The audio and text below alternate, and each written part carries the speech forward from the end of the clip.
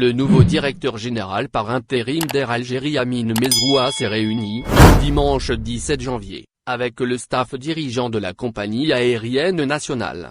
Le plan de restructuration de l'entreprise qui traverse une crise grave, est relancé. Lors de cette réunion de travail, le nouveau DG par intérim d'Air Algérie appelait à la mobilisation pour faire face à une situation difficile.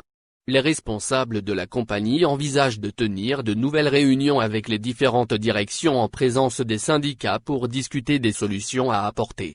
Dans un communiqué laconique, Air Algérie indique que le directeur général par intérim d'Air Algérie s'est réuni, ce dimanche matin avec le staff dirigeant de la compagnie.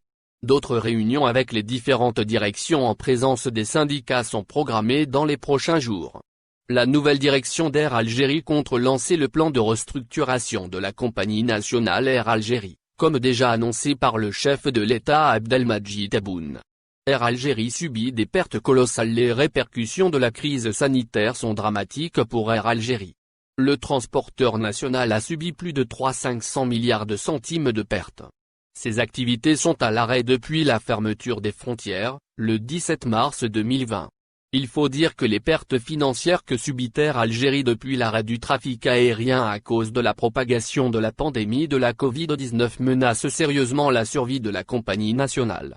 Les responsables de la compagnie nationale devraient mettre en œuvre les instructions d'Abdelmadjid Tebboune relatives à la réduction du nombre des agences d'Air Algérie à l'étranger. Cette décision est motivée par les évolutions technologiques qui permettent aux usagers d'acheter leurs billets en ligne. L'entreprise publique devrait favoriser le recrutement des Algériens issus de la diaspora afin de réduire ses dépenses. Une réorganisation des effectifs au niveau interne est également à l'étude.